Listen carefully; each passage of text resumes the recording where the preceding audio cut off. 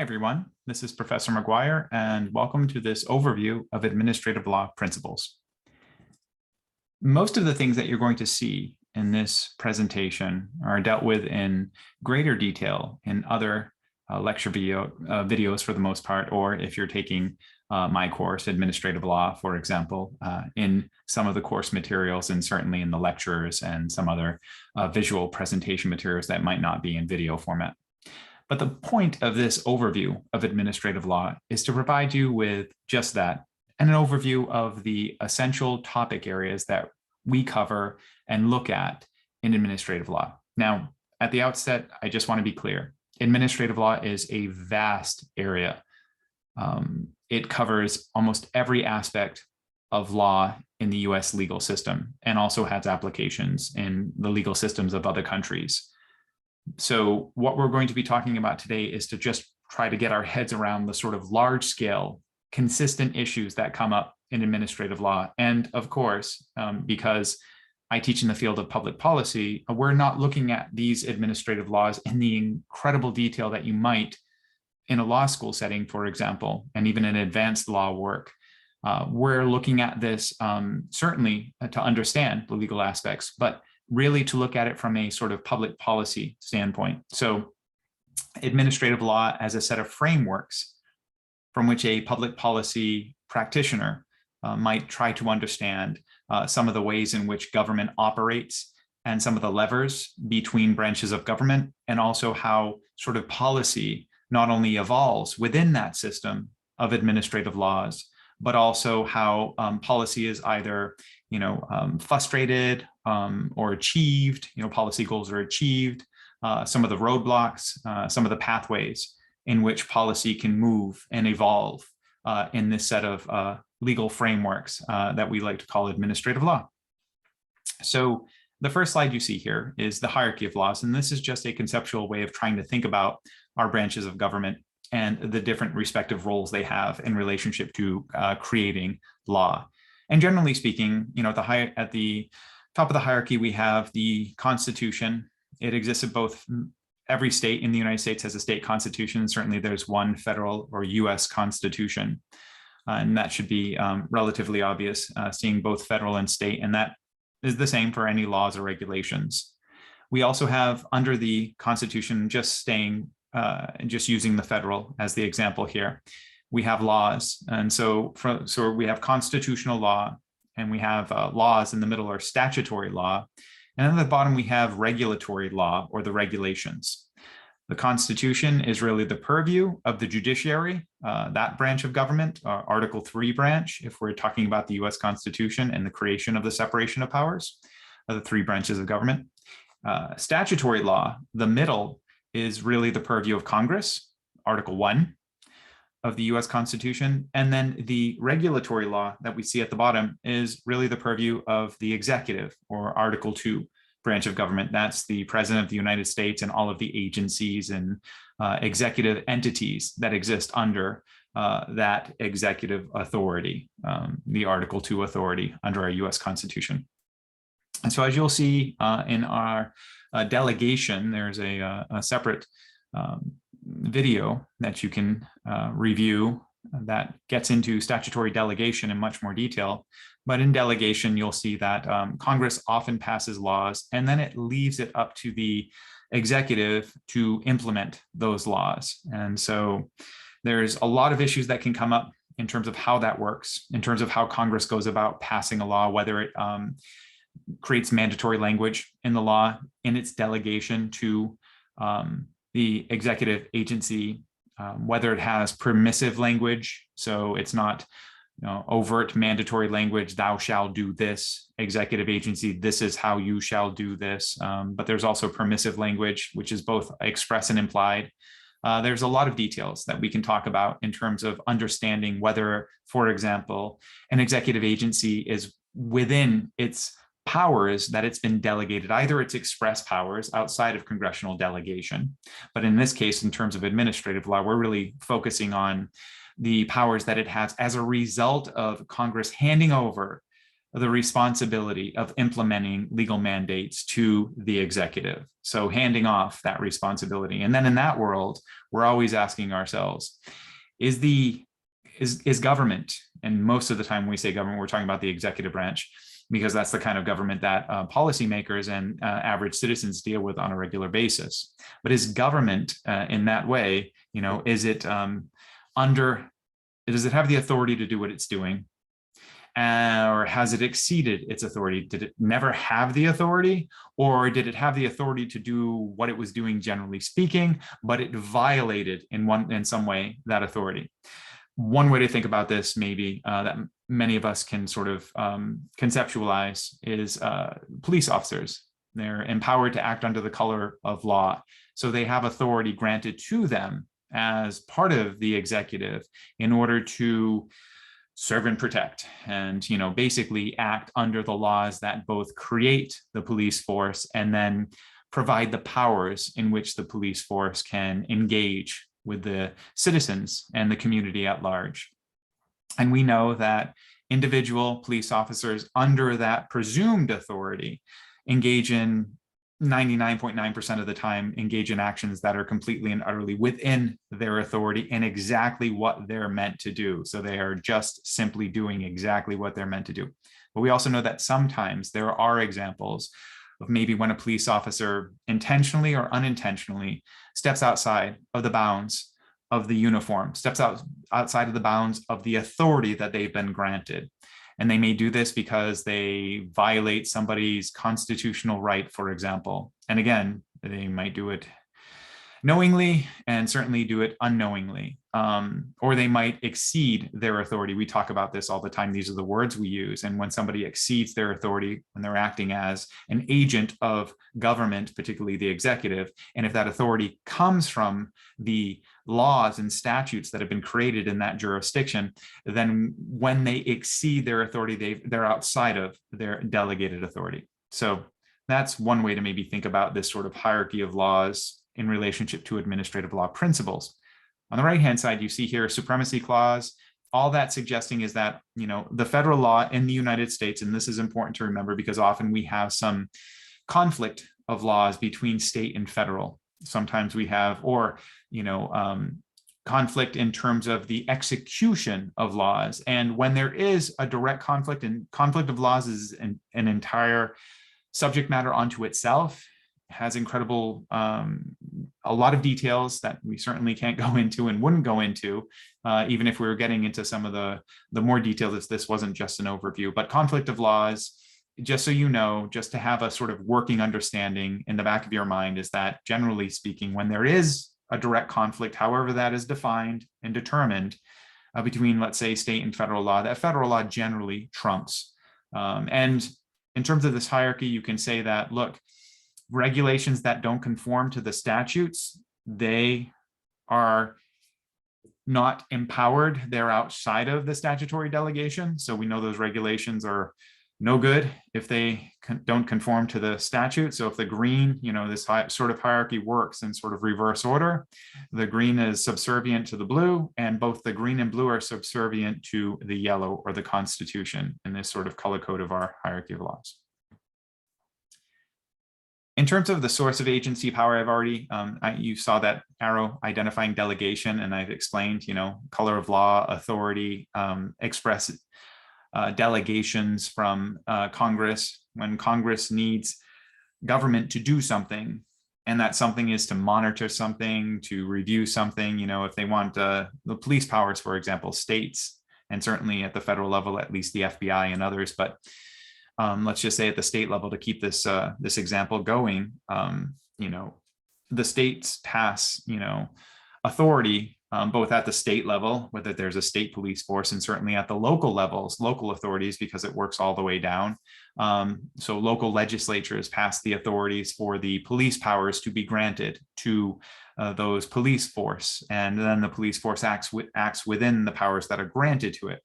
And so the source of that power, of that agency, if we're using the police force as an example, the source of that power is the delegation, is the confines of that statute.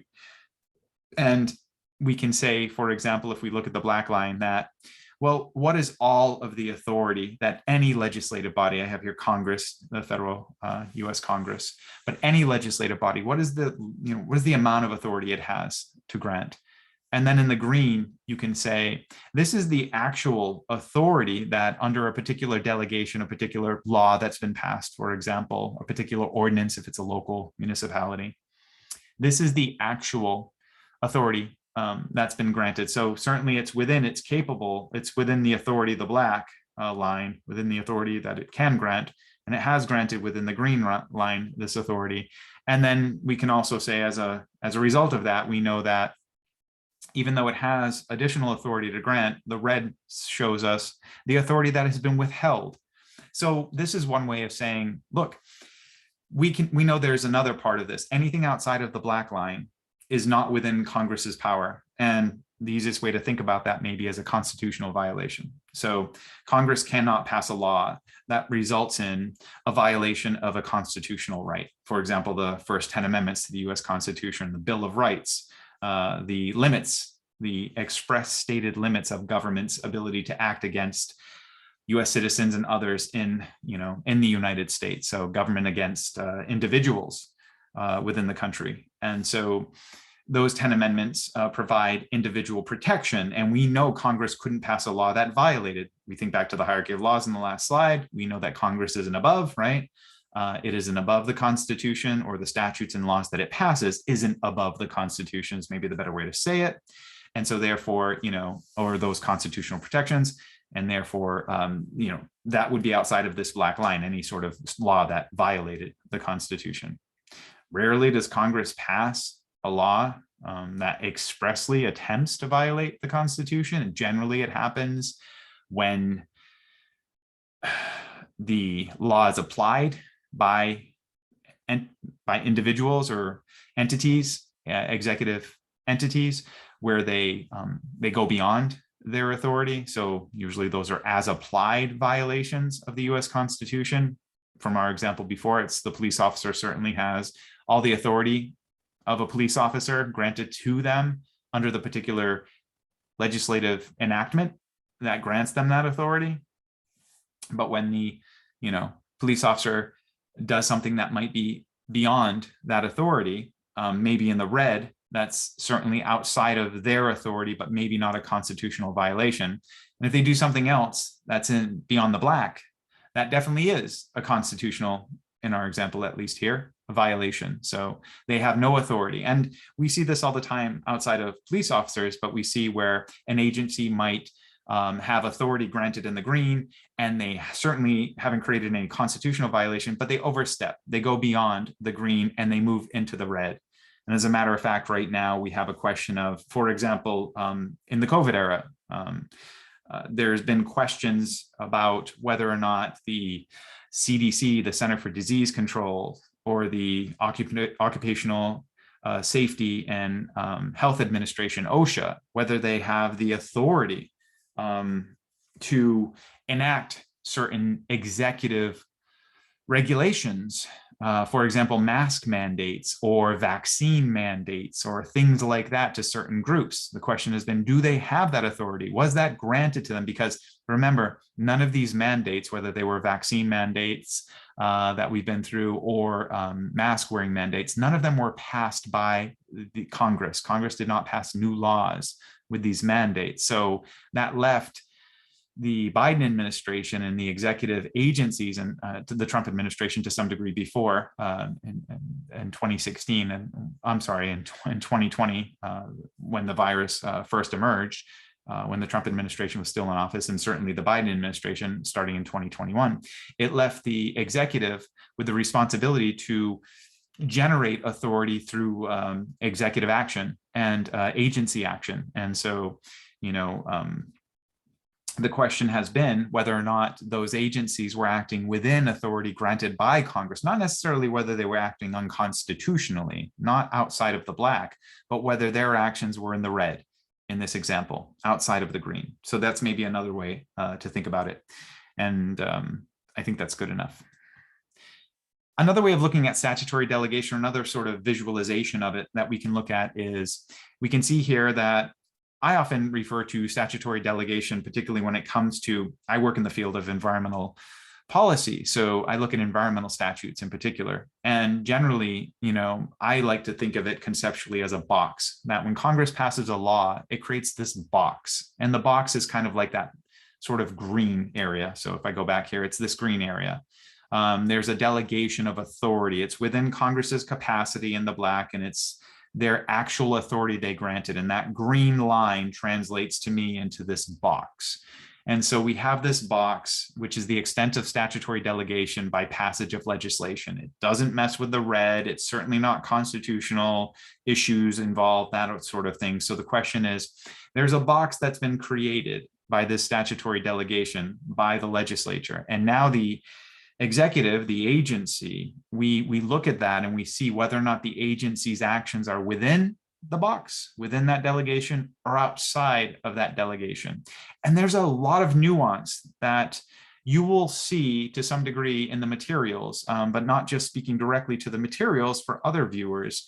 There's a lot of nuance to this. There's a lot of things that sort of run into this and create complications. And we can think about, Congress passes a law and now it's a matter of interpretation. So again, it moves into this, well, Congress might not have been express in its statements of whether or not it provided this authority to the agency, but there might be this permissive aspect that, it was part of the delegation. It's not expressly stated, but it's a natural addition to the delegation. For example, I think it's OSHA that's been arguing or has argued in the recent past that it has authority to enact mask mandates, for example, because of the seriousness of the hazard, of the health hazard to having unvaccinated individuals, because of the uniqueness of COVID, especially when people aren't vaccinated, and the risk. And OSHA is really about, so this is for employers, and I believe the regulation had to do with employers of a certain size or larger, which then gives OSHA jurisdiction, employers with more than 100 employees, for example, larger businesses, not super small mom and pops, but somewhat larger businesses, certainly hundreds to thousands to tens of thousands, et cetera, employees, those kinds of businesses. And that, there's an inherent, even though Congress never said, thou shall be able to pass mask mandates, Congress said that, you can pass regulations that are reasonably connected to protecting employee health and safety. That's one of the sort of general permissive aspects of the statute, the enabling statute that gives OSHA its power. And so within that, the question becomes, well, should OSHA be permitted? Is this permissive kind of language? Does this fit within the box of permissive language? This kind of this OSHA, this attempt of OSHA to have jurisdiction and mandate mask wearing, for example, and the same thing with vaccine mandates for certain employees. Does it, is it within, whether it's OSHA or the Center for Disease Control, in terms of issuing regulatory mandates? And I think in OSHA, it might even be related to the vaccine. I get them confused at this point, but the point is, when it's something that is not specifically stated by Congress, is it still within the area of permissiveness, meaning that Congress has delegated them this general authority? A juxtaposition, as an example, in the environmental field is, for a number of years now, the Environmental Protection Agency, for over a decade, has been on and off, depending on which administration's been in power at the federal level, but on and off has been looking at the regulation of carbon as a pollutant under the Clean Air Act. And now, carbon has never been identified clearly, at least, or at least historically. Carbon itself, carbon is naturally occurring, right? Carbon is an element and it's naturally occurring in the air. And usually the Clean Air Act is interested in the things that it defines as pollutants historically through the EPA, are things, they call them criteria pollutants, but they're things that are generally at the very least, they're not elements. I mean, they're compounds that are made up of, like sulfur dioxide, acid rain. The precursor for acid rain comes up off of burning sulfur from coal mixing with oxygen, and there's a number of others. But there is particulate matter, small, tiny things in the air, for example, which can be naturally occurring, dust, that kind of thing brought up through think of construction, or things that can that aren't necessarily unnatural or simply human-made compounds, but are through activity put up in the air and make the air directly correlated to human health. You breathe it in, you can have some problems. You can have sort of these cumulative effects, and they can create problems. Even ozone, for example. But carbon has never really been.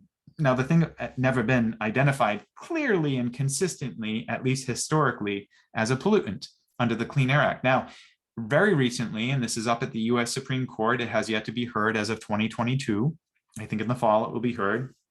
The question is whether or not carbon can be regulated expansively by the Environmental Protection Agency, because I think there's a proposed regulation on the books that the EPA now wants to regulate carbon significantly to reduce the taking of carbon from the ground and putting it into the air through a variety of methods. There's no problem with that, but the issue is that we do so much when we take carbon, whether it's oil or coal or natural gas, from the earth, and then we take it out of the earth. So much of our, not only national, but global economies, carbon runs through almost everything we do, almost all of the manufacturing, almost all of the utilities, right? Power generation, business, commercial business, whether that's industrial, building things, making things, selling things, moving things. Carbon's everywhere. It literally is everywhere. So the argument, at least against the EPA, is that, look, if the EPA has authority to regulate carbon as a pollutant under the Clean Air Act, that means Congress gave EPA the authority to regulate almost all economic activity that occurs in the United States. And that is the question that's going up to the US Supreme Court. Is it possible that Congress, under the Clean Air Act, delegated, not, again, if we look at, and even then, it's entirely possible Congress certainly does have the authority to regulate, right, almost all economic activity. So let's just start with the argument that Congress has the authority in the black to regulate all economic activity. When it created the Clean Air Act, the green bar, did it grant the Environmental Protection Agency, the agency, right, the executive branch agency, the authority either expressly, no, not expressly, at least at that time, even though it did say identify criteria pollutants, experts at EPA, and then regulate them, right, to make the air clean. So it did grant express authority to identify pollutants and then regulate them. But did that authority include, was it meant to include all kinds of economic activity under the Clean Air Act, all kinds of economic activity that carbon touches? So the argument is no, certainly not. This is the argument against, is that no, Congress never intended to grant EPA such ubiquitous authority. At the very least, if we say Congress has the authority to regulate all kinds of economic activity, all of it that occurs in the United States, then when it created the Clean Air Act, it limited the Environmental Protection Agency. It didn't grant them authority beyond the green. And since the EPA is attempting to move beyond the green into the red, or here from the green X in the box to the red outside of the box, then that is the agency, the attempted agency action at regulating carbon so ubiquitously is outside of its delegated authority. So that is, I think, a good example of trying to, and there are others, like you said, it happens all the time, but that is a pretty good example of understanding how we think about delegation and put it into the context of, administrative law principles. This is a little more convoluted, these next two slides, but what they do is they attempt to tell us a little bit about the internal agency function. So now we're beyond the hierarchy of laws and the interrelationship between branches of government, and we're only looking at the executive agency itself. We're looking at the executive entity, the agency and its actions internally. And what's fascinating is that the power to make, the sort of regulations at the bottom, regulatory law, agencies are amazing in some ways. And one way that they're amazing is that they're given quasi powers of all three areas of what we have in terms of a separation of power under our Constitution. Agencies can create law, quasi laws, those regulations. They can enforce those quasi laws, those regulations, and they can sit as judicial interpreters, effectively quasi judicial interpretations of those regulations. So that's amazing. So an agency has a lot of authority once it's acting within its statutory delegation. When it's creating rules, it can create them, it can enforce them, and it can interpret them. It can do all three of these things, which is pretty powerful if you think about it. So as a simple example, I remember many years ago in Massachusetts, there's a state executive agency called the Alcohol Beverage Commission. I think there's another C, but it's the Alcohol and Beverage Commission. Effectively, they're the state agency that ensures that places that are selling alcohol have licenses to sell alcohol, and those places that have licenses to sell alcohol aren't doing anything. They're not violating any laws. There's a plethora of laws that regulate them, but one in particular that we all know is that they can't serve underage drinkers. So if you're a bar in the Commonwealth of Massachusetts, you have a license to sell alcohol, you sure as heck better be taking steps to make sure you're not selling any alcohol to somebody who's under the age of 21, which is the legal age in Massachusetts to consume alcohol. And I remember a situation where every once in a while, the Alcohol and Beverage Commission would do these stings where they would go out and they would take a couple of young people, and I actually was one when I was under 21. I was found myself with the opportunity when I was in or just out of high school, the opportunity to do this and make a few dollars. And basically what happened is we went around to different locations, restaurants that had liquor licenses, bars, the whole nine yards. And I would go in, the young person, I can just say that more generally, the young person under 21 goes in and they ask for, always had to be the same thing. They ask for some alcohol, a bottle of beer, for example. And if they were asked for identification, they would certainly say, here you go. And they can't lie. This isn't about fooling anybody or trying to trick anybody. If they were asked if they were under 21, they have to say yes. I'm sorry, yes, they have to say yes, they're under 21. If they ask for the ID, they have to give their honest ID, and then the person reads it and says, hey, look here, you're under 21. There's sort of no trickery involved. But what was interesting about it is that sometimes some of these establishments, they wouldn't ask if you were under 21, they wouldn't ask for your identification, they'd simply serve you. And if they did, you pay for it and then you leave and then it gets recorded. And what was interesting is that weeks later, these establishments who would have sold to somebody under 21 would receive a notice from the Alcohol and Beverage Commission. And the notice was for them to appear for a hearing at the Alcohol and Beverage Commission in Boston. And when they went to this hearing, they would sit before representatives of the Alcohol and Beverage Commission. And those representatives would sit as judges effectively, to hear the evidence against these individuals to make a determination as to whether or not the liquor license of these establishments would either be suspended, would they receive a fine, would they be revoked, so on and so forth. Pretty serious penalties for places that either depend entirely or as a good part of their income, a business income, on alcohol sales. And I remember as a young person being there as a witness, because I had to go as a witness in order to support the, if you want to call it, prosecution's case. But I remember sitting with the investigator from the Alcohol and Beverage Commission and sitting and waiting to testify. And I thought it was interesting because the investigator was acting as the prosecutor, effectively, sitting on the prosecution side of the table. On the other side was the representatives of the whatever establishment, business establishment with the liquor license, and the the investigator who was acting as prosecutor was talking beforehand with the 3 individuals who also work at the Alcohol and Beverage Commission, who were going to be hearing the case, sitting effectively as judges. And of course, I knew that that person who was the investigator acting as the prosecutor was the person who actually was out there investigating, was out there, working in, so engaging in the enforcement activity, the sort of what we would call the police work, the sort of detective work. And so I thought to myself, even, I was like, wow, this is interesting, because this is, now I want to be clear, the administrative decision, whatever final decision would be made, the entity always, the business always had the opportunity to appeal this.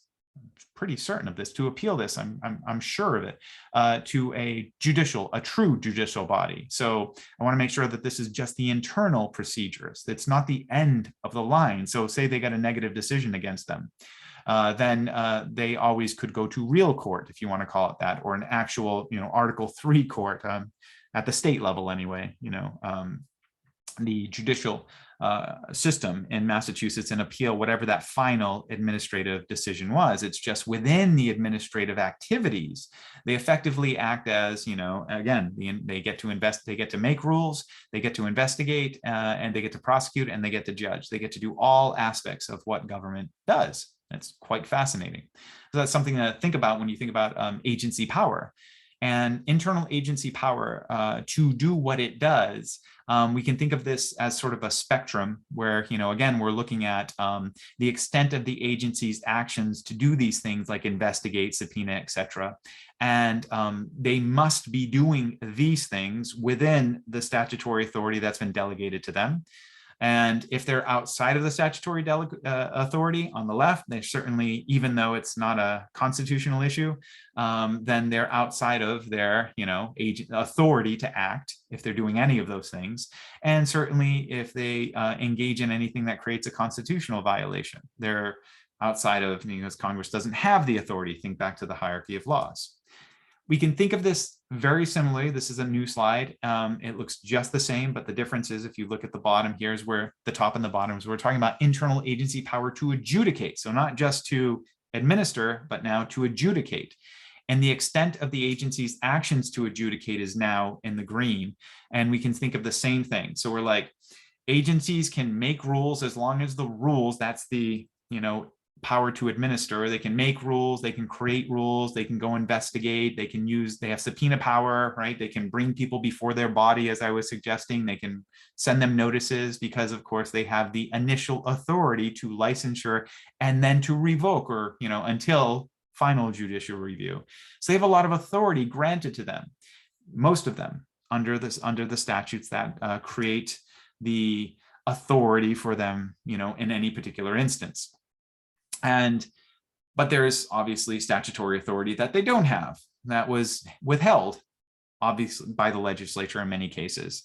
Certainly, the Alcohol and Beverage Commission probably should have very little to do with, school licensure, right? They shouldn't be the agency like the, whether it's a board of education or some other, right? They have very little to do with public school, licensure, or even private school licensure, because they're the Alcohol and Beverage Commission. So if they went around and tried to, investigate licensures for schools, then they probably, even though that's not a constitutional violation, that certainly the state has an interest in, licensure and mandates. And there's even, the legislature has created that space and delegated that authority. It delegated it to a different agency, to a different set of experts, right? Not to the Alcohol and Beverage Commission. So you can think about it in those terms as well. Whereas, where is the statutory authority and what is the extent of that agency action? And that's a nice thing, sort of conceptually, I think, here to keep in your mind as a public policy person when you're thinking, or just in general, if you're trying to understand these concepts a little more, about when government acts and the extent of government action. Because when I say agencies, that's mostly the government that all of us deal with on a regular basis, whether it's business, individual. It's always with the sort of executive branch of government that we're dealing with. We go to the DMV, we deal with taxes, local assessor's office, property taxes, federal, IRS. I mean, just anything and everything. Certainly Social Security Administration as we get older, Medicare, all of these are agencies. So when I say government action, we're really talking about agencies almost all the time. And so we can think of this sort of juxtaposition where it's like, well, what agency are we talking about? What are they doing? Do they have the authority to do what they're doing? EPA certainly has the authority under the Clean Air Act to regulate pollutions that have an impact on air quality. Is carbon that kind of thing? And even if it is a pollutant, and even if it does affect air quality, carbon, too much carbon in the air because of climate change. So if you can even make those arguments and get through those sort of conceptual levels of, okay, they're still within their maybe not explicitly granted power, but, you know, implicitly granted, right? You know, maybe they're still there, they're still in the green a bit. Now it's a question of, does that agency have the effect to make rules that have an impact on such a wide area of economic activity? And maybe that in and of itself is where it goes too far. That's where it moves from the, you know, from the green into the red. Not a constitutional violation, but a, yeah, you know, I'm sorry, but Congress didn't grant you this authority. Congress could maybe, and they could. Unlikely they would expressly anyway, especially under this environment, the current environment that we have in Congress. We have very much a partisan bifurcated Congress at the moment, but they could maybe, but they probably won't. And they haven't passed, you know, there hasn't been a climate change law, for example, or a amendment to the Clean Air Act that says thou shalt regulate carbon as a pollutant and have full authority over anything and everything that touches carbon. They haven't done that. They probably could, but they haven't. And since they haven't, it's unlikely, maybe the argument is that they did. And we'll find out. We don't know. We don't know how the US Supreme Court will rule on this, but it's a nice way maybe of you thinking about, yes, what is this extent of agency's ability to do what it does? Whether that's administering or whether it adjudicates. And adjudication is the thing I told you, for example, with the Alcohol and Beverage Commission, where the folks come in and now you have to go before the agency and you have to say, if you've ever applied for Social Security benefits and been denied, if you've ever disability, Social Security disability and been denied, or even just a matter of proof if a hearing's required as a formal matter, if they're not taking the evidence just from a doctor's report, for example, a variety of things. If you've ever had to, you know, any of these things that have to do with agency action internally, and the power to adjudicate is certainly one of them as well. In terms of looking outside of the agency, so this would be the judicial review of administrative acts. Now we're talking about, to keep with my example of the Alcohol and Beverage Commission in the Commonwealth of Massachusetts, let's say that, you know, there was that hearing that I talked about, the establishment who had the liquor license. Unfortunately, the evidence was substantiated at that hearing and they lost their authority to sell liquor. Their license to sell liquor was revoked. Now they can go, because we have a final agency action, a final agency decision. Now those aggrieved business owners, they can go to actual Article 3 court. They can go to judicial court and try to find resolution if they're not happy with that decision. The question, you know, now we're reviewing, hey, did the agency do what it's supposed, you know, do what it was allowed to do? Did it move beyond it? You know, did they hold against me because of some, you know, not because of evidence that I actually, sold that underage person alcohol, but because they don't like me because I'm left-handed. And they have a special rule that any owner of any business who's left-handed will automatically will revoke their liquor license, not because we have the authority. Congress never passed a left-handed exception to liquor licenses, but you know, we will use this pretense of, you know, of selling to a minor, which we do have authority over, as a mechanism to get rid of all of the left-handed owners of these businesses. So using that example, we can say that that probably would create a constitutional problem, right? That you're having a disparate impact on a specific group of people for something that they can't control.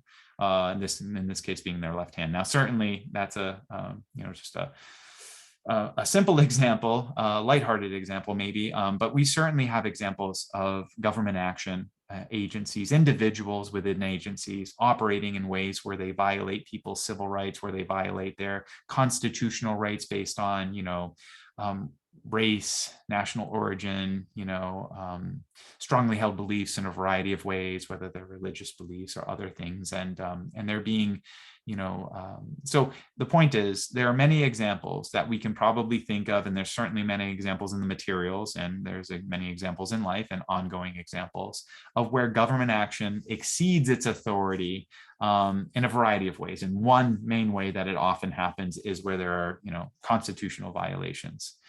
And so we can look at this sort of judicial review of administrative acts, and we can see, and yet another way to look at this is we can look at the amount of authority capable of being granted by Congress, and we can see this as a spectrum, and we can say, nope, there's this whole set of things that can be done that are unavailable authority in the red because of constitutional limitations.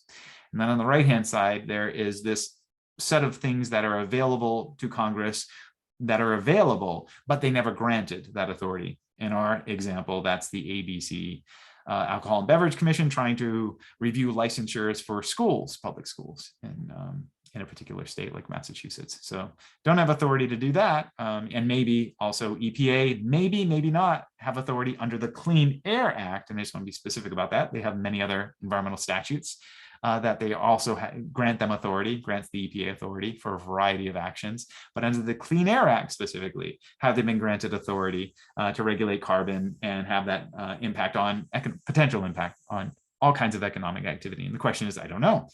Maybe that's outside. Maybe that's in the yellow. It's available. Congress could do it, but they haven't. So you're stepping outside of your bounds, or it's in the green. It's provided in the delegation. It's actual delegation. And so we can ask ourselves this question here is the delegation within Congress's power to act? And in this example, at least the answer is no. And then we can also ask, is the delegation within Congress's power to act? And certainly here, yes.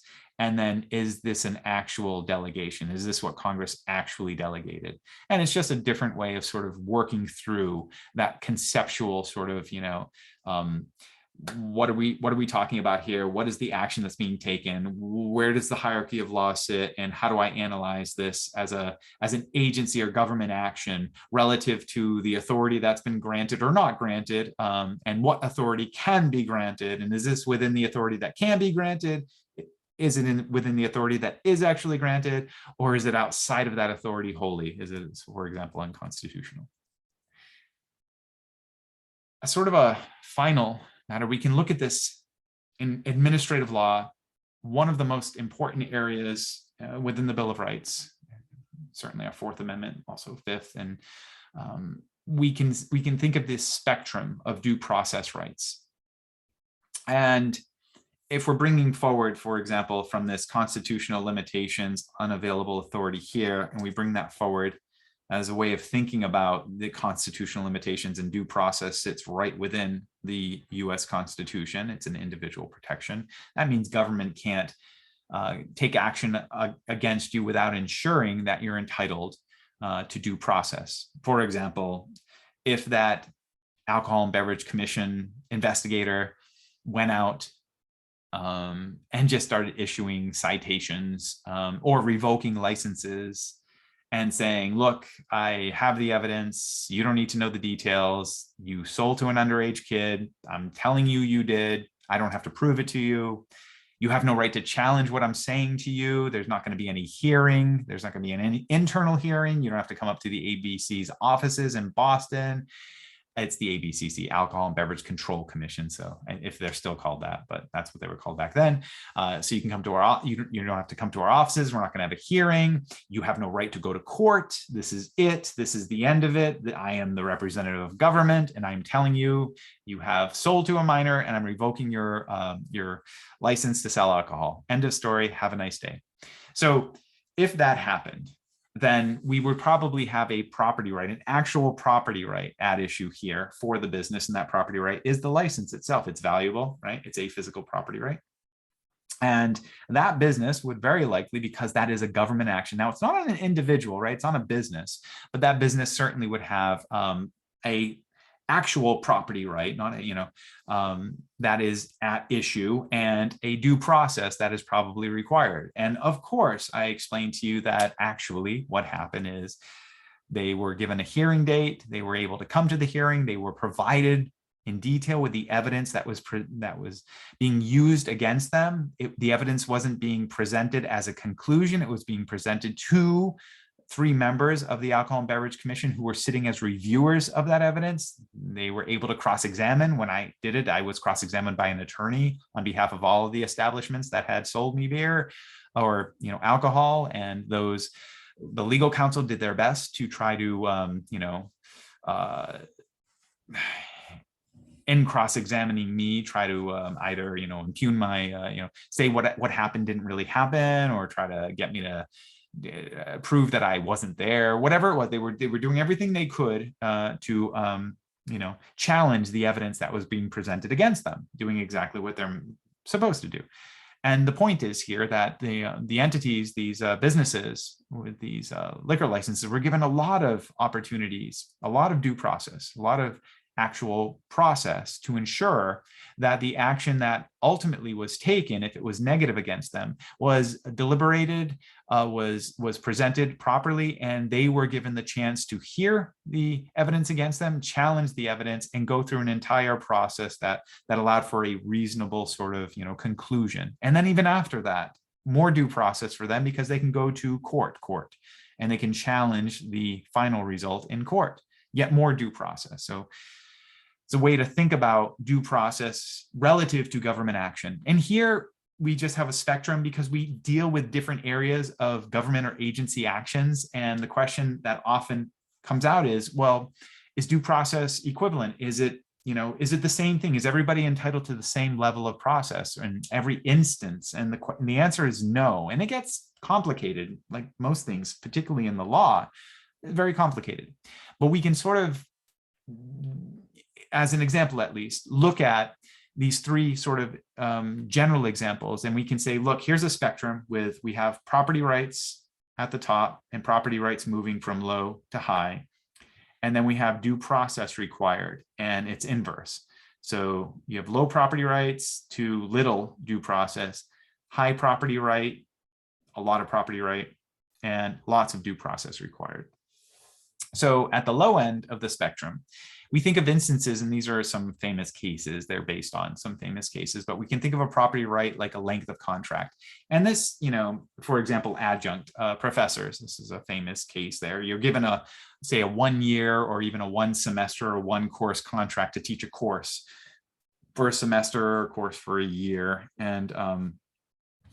And that's it, and others, let's say there's the opposite, is where you're a professor at a university and you've achieved tenure, you've been granted tenure after 6 or 7 years, and you've proven yourself, and you've gone through, 25 levels of review every year, and then you've identified and received tenure, and tenure grants you sort of like a property right, like a serious property right in your employment. And from that point on, you are, generally speaking, it's not, nothing in this world is, in the term, that's the metaphor, the symbolic, bulletproof, right? There's no such thing, but it's much stronger than at will. You have a really strong right to that employment. And so as a contrast to that is, say, an adjunct, or somebody who's only hired to teach a course or for a semester or for a year. And the question is, how much process are they due? And if you have a specific, contract for a specific length of time, the non-rehire of that employee at the conclusion of that contract, one of the more famous earlier cases, I think at UCLA in the 1970s, but an adjunct sued and went to the U.S. Supreme Court, and effectively they just, once the contract expired, it expired, and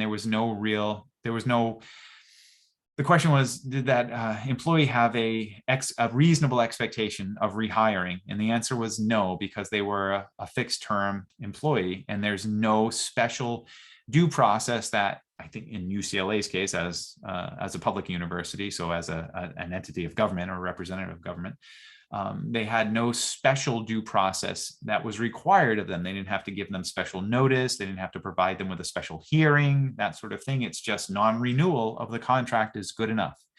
And most of us can think about this. It's not so much in the public, and of course it's in the private world, but and of course the Constitution doesn't protect us against private entity action. It protects us against government action. I think that gets lost in a lot of discussions often, so it's important to remember. But just to use the example, because in the private world, most of us know that if we've worked in the private world, that most of the time our employment isn't by written contract, it's at will, and many states are at will. They are the de facto legislative employment relationship between the private employer and the private employee is at will, without, unless something else is stated, unless they put, for a period of years, or even unless you have an employment contract. It's assumed to be, the default is at will. And most of us know that at will means on both sides, that the employee doesn't have to do anything special. If they want to leave, they're not committed, they don't have to pay a fee, so on and so forth. It's not like a lease where if you leave it early, there's some sort of clause where you have to pay a penalty, whether that's a lease for, or a rental lease for living, or a car lease, or that sort of thing, where there are these special contracts and penalties apply if you terminate the lease agreement earlier than what's intended in the written agreement. So we know that the employee, if I work at a restaurant and I'm an at-will employee and I'm just tired and sick of doing it, or I work at a grocery store and I'm tired and sick of doing it and I'm just an at-will employee, I can simply say, that's it, no 2 weeks notice, nothing, I'm done. And the employer can't do anything about it. They can't harm me, they can't withhold my pay, they can't do anything that and on the other side of that, of course, vice versa, is that the employer is in the very same situation where they don't have to give you any special notice and that sort of thing. When we're talking about government actions, when government's acting against private citizens, then the question is, what kind of process does government know? How much process is due under due process requirements? And like I said, there are situations where very little process is due, probably more than, at will. But there's nothing special that government has to do. So we can see those examples, and we run into that, like Goss and some other cases that if anybody reads into the sort of constitutional law, but administrative and due process rights in particular, it's both in constitutional law and administrative law, you'll see these cases, these example cases come up where the U.S. Supreme Court is trying to give us a sense of where do different situations fit on the spectrum. And then we can see sort of in the middle, for example, like students. This often comes up with student suspension in public school settings, K through 12 public schools in particular. Suspensions usually require, hearings, right? And at the very least, informal hearings. They might be formal expulsions from school. So suspended is, I can't come back to school for a period of time, days to maybe weeks. And expulsion is I can never come back to school. So you can imagine that we have here as an example that, somewhere in the middle where there's, a property right of education via state law, like, if you are of this age, you are entitled to a free and appropriate public education, right? Under state and federal law, certainly under state law, then, that entitlement creates a property right. And you have that right, and it can't be just arbitrarily taken away from you. And we can imagine that a good amount of due process would be due when that property right is going to be violated, taken away. And so, certainly a hearing, and sometimes those hearings can happen before the suspension, often they don't. And they can certainly also happen after. This happens a lot. It can happen in a number of instances where you have a benefit, for example, a disability claim, and you're denied, for example. So you submit a claim under the federal government Social Security disability, and you're trying to become disabled, and you submit medical evidence, et cetera. And now the claim's denied by the federal agency, Social Security Administration, who's reviewing your claim. Now you're entitled to a hearing to appeal that denial. So the denial happens before the due process. So the harm occurs before the due process, right? And we can think about that, where should the person's rights be given to them prior to the harm, prior to the full enactment of the harm? And suspension's an example where we can think of pre-suspension hearings, pre-violation hearings, or post-violation that leads to, and when I say violation, I should say use another word, but the individuals, the acts leading up to the reason for the suspension. So do I decide the suspension of the student, to suspend them pending a hearing? Maybe I do if there's safety issues involved. If a student brings, say, a gun to school, for example, and is found with a gun on them, yeah, maybe we're going to have a we're going to have a suspension prior to the hearing. Sorry, not a suspension hearing. We're going to have a post suspension hearing in that case, because the suspension is for the safety and welfare of all of the entire school body, the students, the staff, etc. And that maybe is reasonable under the facts of the situation. Whereas if somebody has just failed to academically do well, or if they talk up a lot in class, and but yet they're not highly disruptive, but it's kind of like, it's gotten to the point where there has to be an intervention. Maybe there's a pre-suspension hearing. And that hearing, by the way, for those examples, could be as informal as simply having the administrative body, the principal, vice principal, maybe superintendent, probably just the principal, meeting with the parents, for example. It doesn't have to be a full-blown formal hearing. It can be something less than that. And that's enough. In many cases, that's enough. When it comes to expulsion, it probably has to be a formal hearing, and you can imagine. And again, we can talk about the difference between is the person's right removed prior to the hearing. But the point is, what the U.S. Supreme Court has generally said, in case anybody wants to think about this or look in this in greater detail, they've generally said that, look, as long as the due process happens within a reasonably close amount of time, either before the act or after the act, it's generally okay, with exceptions. And certainly if we think about like the freedom of personal movement, so we think about somebody who's charged with a criminal crime, a crime, they if they're charged with a criminal act leading to prison sentence, significantly taking away their property right and the freedom of personal movement, then we know that we're going to have a very, very formal hearing. It's called a criminal trial, right? And we're going to ensure that all of the process in the world is provided to that person before we remove what is probably one of the most essential freedoms, is the freedom of movement. We don't talk about it a lot, but the freedom of movement of that individual. So before we take away that freedom, ultimately, but we also know that often if somebody has committed let's say a dangerous criminal act, they often are withheld. There might be bond, but there might not, but they're often held, and their freedom is already taken away. Their right to personal movement is taken away, and they're held pending the trial. So they can be sometimes held for days, weeks, months, sometimes even a year or so before the actual trial occurs, to determine whether or not they have been found guilty of this potential criminal act. Now, I want to just present to you really quickly, so I think you understand that lots of due process versus little due process, depending on the type of property right at issue. In our immigration laws right now, and it is an exception because often those people that are detained, for example, at our border, or have been found to have crossed into the United States without authorization, they are not U.S. citizens. And not that our Constitution only applies to U.S. citizens, because it doesn't. It applies to often people found on our soil. But in our immigration laws, often we can have individuals and even minors, held at detention facilities for very long periods of time for violating our immigration laws, basically coming to the United States without authorization, getting onto U.S. soil without authorization.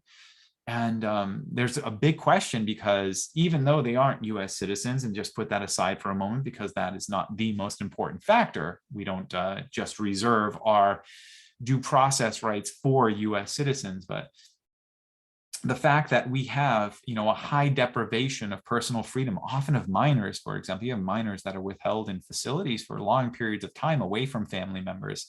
And so you can see the difficulties there, because there's a huge property right at issue.